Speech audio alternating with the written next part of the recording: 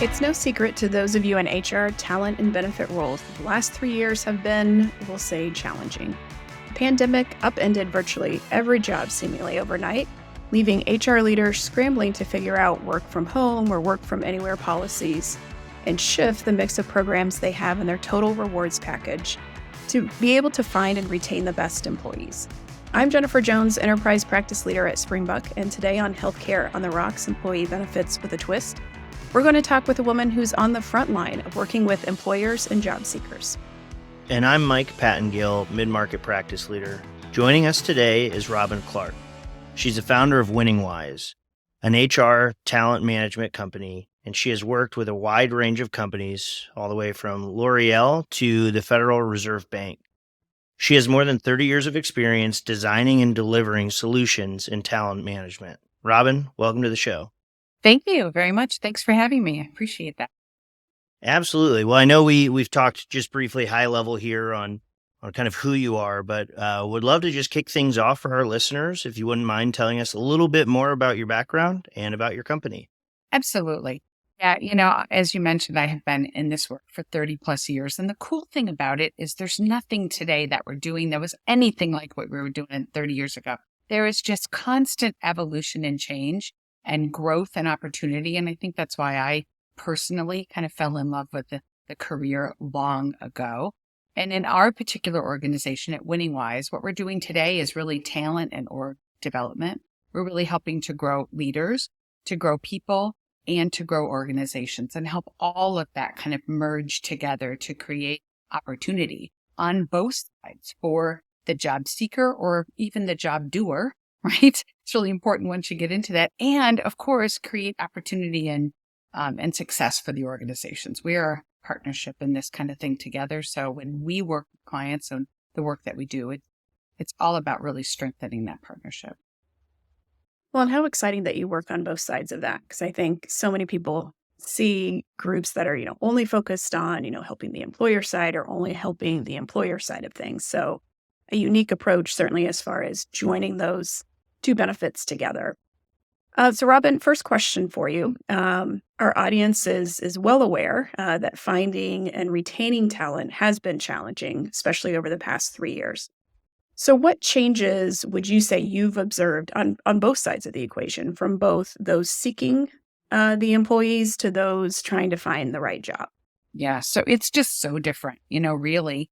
And it's challenging on both sides to try to figure out, how does this work together so that we can figure out a way that we can both win. On the employer side, I think what they're really finding is culture is everything. The environment within which they create so that people can thrive in that environment and enable their growth and success is super important to be able to make that work. Inside that culture, I think what they've noticed, especially since the pandemic, that the contract has changed, right? Between the employee and the employer. In some ways, back in the day, like money was the currency, right? If I give you money, then you know that you work for me and you're going to meet my needs and do your job. Well, money is just not the currency today in the way that it was in the past. And so employers are having to get a lot more creative. I mean, there's cool opportunity in that because you can differentiate yourself so much. But what job seekers and job doers really know is they can get money in all sorts of different jobs. Well, what else have you got is kind of the question, right? In order to make it special and good for me so that I can build a life and a future for me that works. So I think that that's the important thing that employers are having to look at is how can they really meet a broader set of those employee needs. And it's hard because sometimes they don't even realize what they are. And so they're having to discover that, right? And really look at that in a whole new different way. So, and employees, they feel stuff, but they don't always have the language to express what they're looking for. And so sometimes they, maybe wait to be inspired more than come right out and ask for what they need. So it's a dance and an exploration game trying to figure it out on both sides. Would you say that a lot of these have been driven by the pandemic, or do you think it's something essentially that had kind of been brewing for a while that, just as, the way society has been going or the way the environment has been moving, that it was going to happen eventually? Or and the pandemic was just the catalyst for that? I mean, it's hard to know. My first answer to that would be yes. Things are really different since the pandemic, but it's hard to know what it would have been had the pandemic not happened, right? I mean, we only know what we experienced, so I don't really know. But all I know is that things are very different today because what the pandemic drove was this kind of talent shortage and this talent panic. And so basically what happened is wages went up significantly and, companies were offering anything. If you will just please come and work, sign up. Well, then all of a sudden, since then, that, the economy has shifted and they're finding, especially like in the tech industry, that they overhired and they overpaid and, now they're making some big shift. I mean, I think what we noticed is that pendulum can shift around from both sides. It was really empowering, right, from the employee side at that time. But I think what employers are discovering as well, maybe the pendulum is moving back towards the middle. We have to work together at this whole thing for long-term sustainability. They are realizing that employees have choices and they have to create environments that get really clear about the kind of extra needs that they can meet, because even though the pendulum is moving backwards again, it doesn't mean that people aren't really discerning in their choices and discerning in their effort. And so you've got to motivate and inspire too.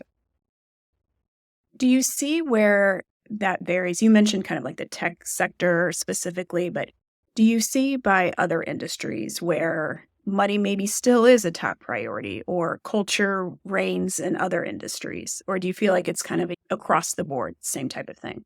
I think it's pretty similar across the board, especially as organizations are really trying to develop that sort of younger and middle workforce. I think they're seeing it across. We're not really seeing that big of a difference, whether you're in finance or whether you're in tech or whether you're in, healthcare. We're not seeing like that big of a difference, at least in the variety of people that we have like a clear view into because we're working with them on a daily basis. I think creativity is going to be important, in figuring out, and as I think about what it takes to really be able to differentiate, the thing that just keeps popping up everywhere is this whole idea of development. And there's great opportunity in that for companies, because what they get when they develop people is a stronger workforce. What people get is a brighter future. So there's a really cool way to win, that maybe getting creative is sort of advantageous for all of us. And it can create more success for the company and a better lifestyle. Yeah, so I know we've touched on, money not really being the same sole currency that it once was, and hearing you talk about development as a key perk for a company. I think we've seen more and more perks start to pop up, especially within the tech company space. I think there was sort of an arms race among employers, really trying to see who could offer the best perks. We'd see folks get, Uber Eats gift cards or DoorDash allowances and stuff like that. And decisions would be made off of, simple perks like that were a bit outside of the box. I guess, what are you seeing across the board that some of these employers are doing or can be doing now that the economy seems to start to be tightening a bit? So, what are employers doing and what are employees really looking for? Yeah, well, the one thing that we're really noticing, which has been super interesting kind of post-pandemic, because we just completed an employee needs survey.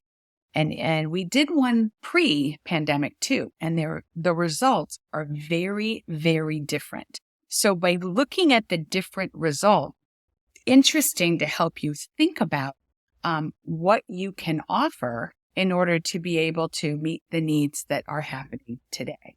So pre-pandemic, when, I'll start with looking at all the buckets so that you know what I'm talking about, kind of have really good context for it. When we think about what employees look for, like these 8 researched and validated needs, I like to put them in 4. One is I want to do work that matters, right? I want to be able to do work I feel I'm good at and makes a difference. That seems reasonable, like the work it's. The second one is I like to be in good relationship with others, about belonging and inclusivity. And that comes from a healthy balance between connection and autonomy. Like I want to be with you and a partner with you, but I don't want you to hover over me I want to be sure that I have freedom and I'm empowered. Like that feels like a good, healthy place for me to be. People also want to know they have a future.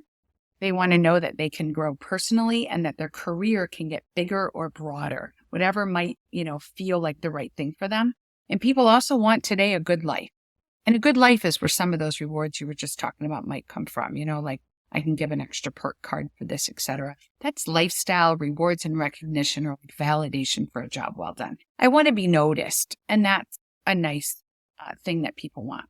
What's interesting is kind of pre-pandemic, the 3 needs that were top of mind for people, which I think is kind of cool, was autonomy and connection, which they work together, right? They're all about, I want to have a good relationship with you. And the other one was meaningful work. I want to do work that adds value. When I look at those 3 needs, think of them as like external, right? They're things that I want to do to please you. Like I'm here, I want you to treat me well and have a good relationship. And then I just want to do lots of cool stuff for you. Okay. Look at the shift. The shift to today's needs that people say are that they want mastery. So I want to be good at what I do. Like I want to increase my own market value, right? Lifestyle. I want to have a good life where I've got balance and flexibility and personal growth. I want to be sure that I'm getting smarter. Now, while there's nothing wrong with those needs, they're important too. Notice the self-orientation. Just notice the difference, right? One was about kind of taking care of others. And this one says, got to take care of me. And I think what happened in the pandemic when everybody got sent home and people were in a scramble about what that meant for them. They didn't know what to do.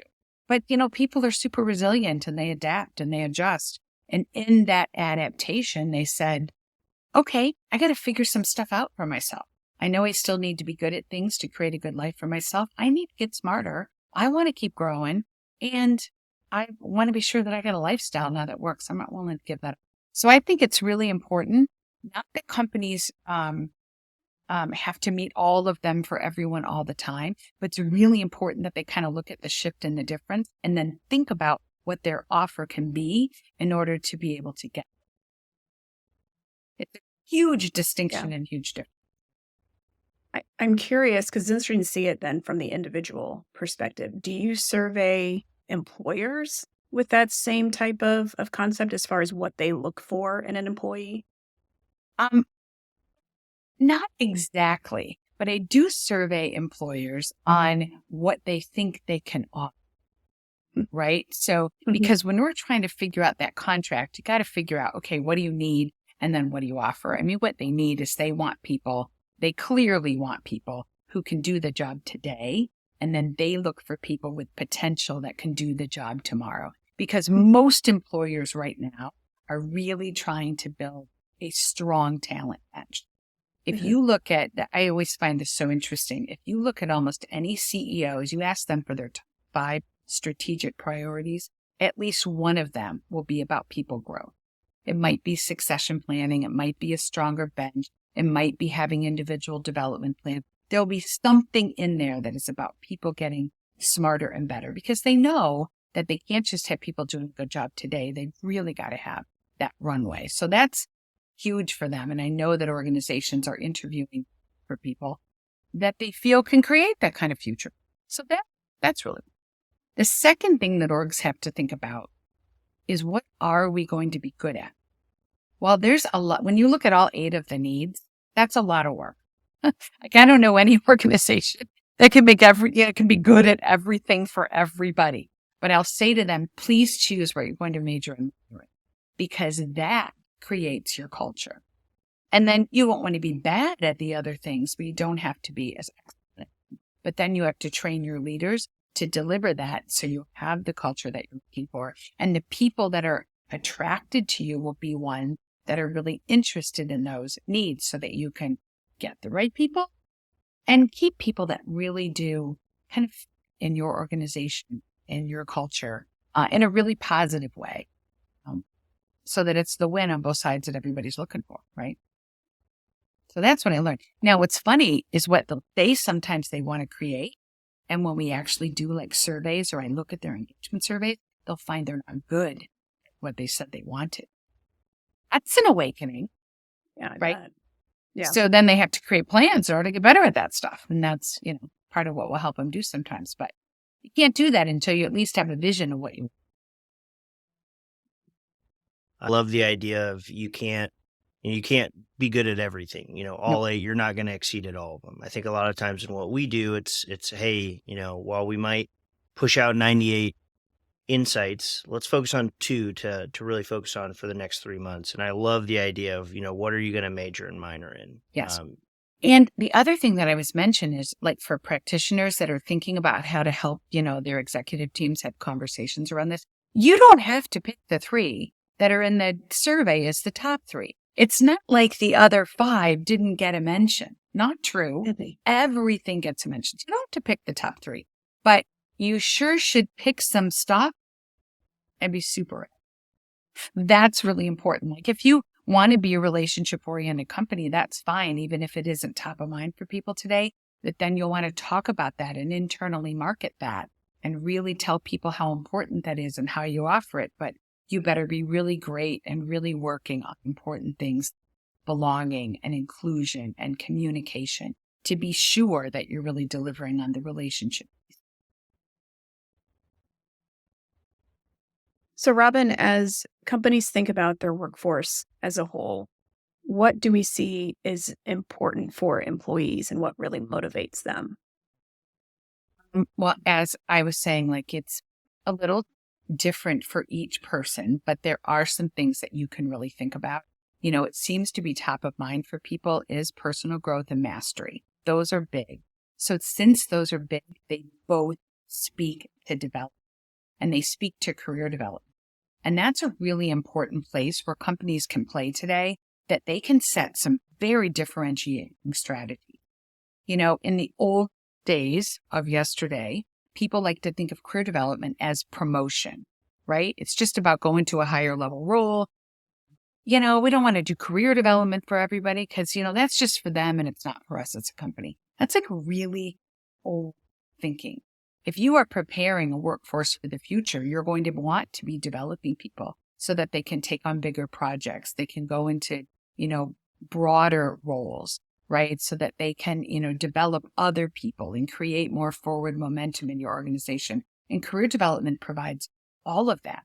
One could argue that it's probably the most important talent strategy today. And there's a huge win in that for the organization because all of a sudden they're building the bench that they want and they're meeting 2 super significant needs to people if they want to, which is mastery, personal growth. And, one could throw career achievement in that as well. So, we've been spending a lot of time really helping companies kind of rethink and re-examine this whole sort of career development topic. You look at almost any engagement survey that a company does, career development is almost always one of the lowest scores. And it's because they ignore it because they think it's only for the person. Completely and utterly wrong. And so we're really hoping that we can help, people kind of change their mind around that and build strategies that build the individual and the organization at the same time. There's no reason it has to be one without the other. It's impossible, honestly. How would you say that employers can go about setting up programs that enable employees to get this career development? Whether it's getting more rewards as we think about meeting growth and future focus needs, or, what would that look like for you to share with our listeners? Well, the cool thing about the rewards is that people will get more rewards as they grow and develop, right? And that's what they want for growing and developing, right? They're hoping that they're going to get, bigger roles, or they're hoping they're going to get more money, or they're hoping they're going to get more responsibility or more autonomy, like whatever it is that kind of charges and energizes up that person. So rewards come as a natural sort of outcome of growth. And that's why it's cool for people.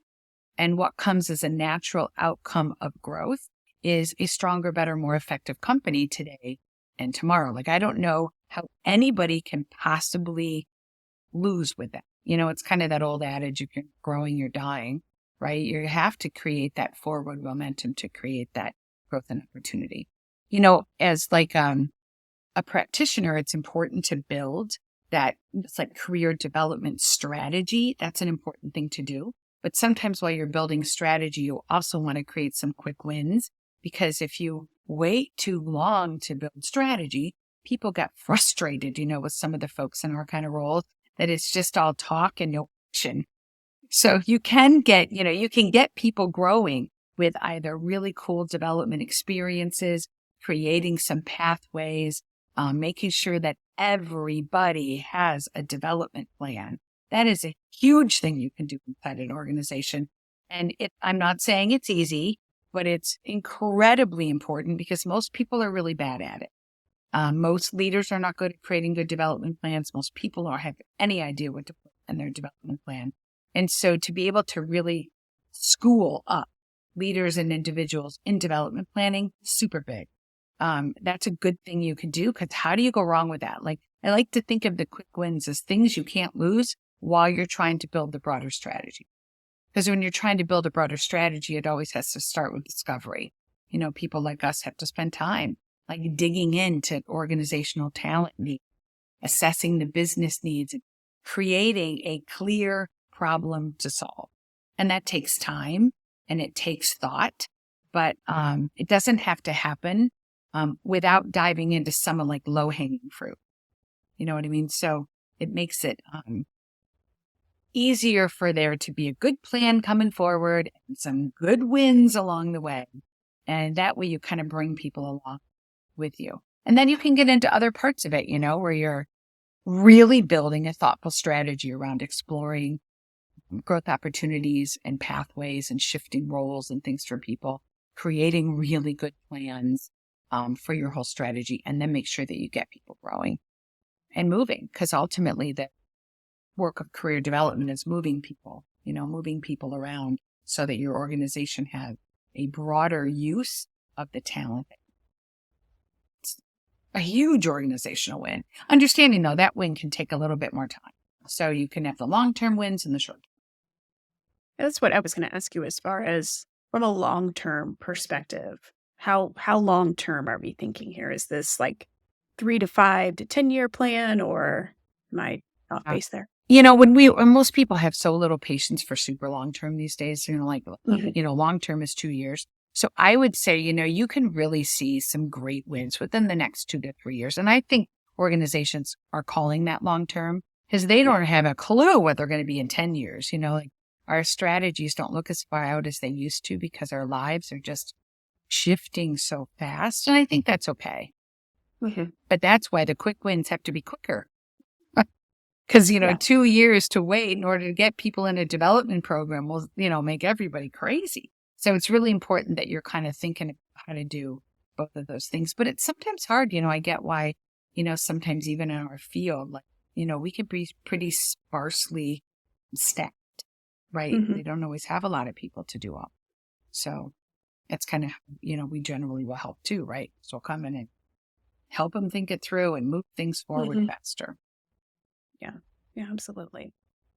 Well, as we wrap up our discussion today, bottom line here, what would you say are the biggest takeaways for our listeners today?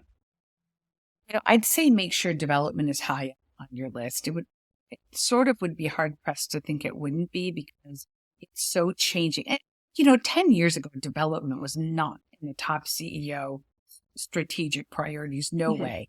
Almost every single company now, when I ask a CEO what they are, in the top 5. So that's cool. And that means you have a really great, we finally as practitioners have our runway to do the really cool work that, we feel so passionate about, right? That's really our thing. So grab that and figure out what are some quick wins. How can you do things that really support the leaders in your organizations to be able to grow their benches of talent? If you can do that and have really great talent review meetings where people are aligning around language and growth plans, get individual development plans functioning in your organization. You can build that into performance management, succession planning. It helps you align all of your talent practices. So many organizations have these separate buckets for all their talent practices. It's not really very effective because there's so much overlap in all that stuff. Performance management overlaps with succession. It overlaps with individual development planning. It overlaps with your learning and development strategy.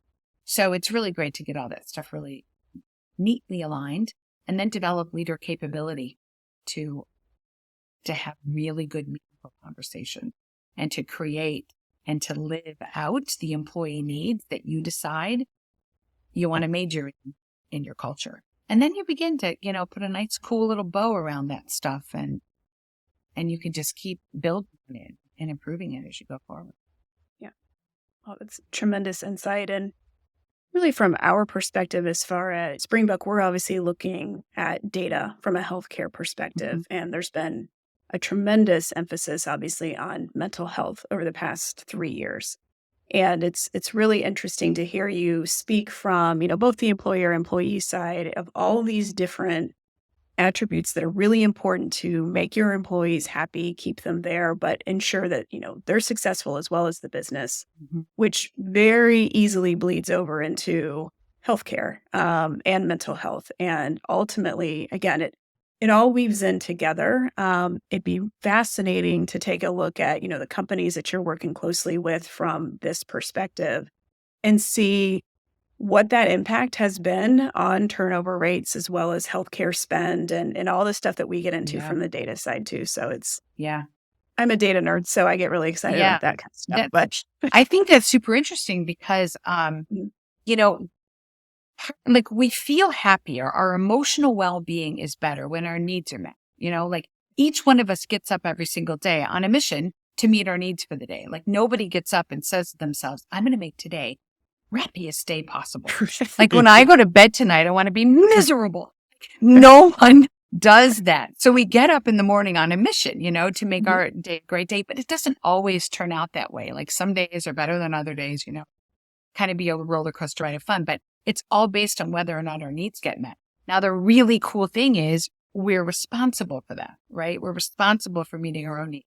Now, as leaders inside organizations, what we want to do is build a sandbox that makes it easier for people to do. We're not trying to take that responsibility away from people. It's my job to figure out what matters to me and what kinds of things I can do in order to make that work. But it's sure easier to do it with good partners around. We're not in this life together. We're all one big, tribe and community here. We work together on that stuff. So as leaders, we want to be taking the bricks out of the backpack and making it an easier climb up the mountain. And when we do that, we promote the well-being of others. Because when my needs are met, I go to bed feeling much better at night and much more empowered getting up in the morning. But if it's a toxic work environment, if I can't talk to my boss, if I feel like I'm being micromanaged, if I feel like nobody recognizes and rewards me for the efforts and energy that I put into the work, if all that stuff is going on, my mental health is going to be lower and my need for health benefits is going to be higher, right? Mm-hmm. Because we know there's such a connection between the body and mind. So it's just amazing how it all sort of fits together. But that goes back to where I started, which is about the culture and really deciding how you want to do that. It changes everything about, the kind of environment that creates the health and wellness for your organization. So I see a huge connection. I mean, there'd be a cool study to do in that for sure, but the connection is so clear, Yeah, absolutely. And I think we will leave it at that note because that's a perfect ending. Okay. But thank you so much for joining us today. Tremendous insights. And I'm sure there are tons of people who are listening who will want to get in touch with you after this as far as just about your services and what else you are doing. So what's the best way for someone to get in touch with you, Robyn? Oh, terrific. And yes, thanks so much for having me and for having us. You could easily go to our website at WinningWise.com. It's spelled exactly like it sounds, winning and then wise. You could easily find us on LinkedIn. My name is Robyn Clark. You can me up at WinningWise, or you can look up our WinningWise page.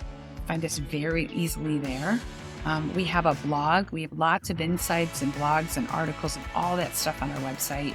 If you're interested and you want to read about any of these topics I'm talking about, we write all of that stuff. So there's lots of information there.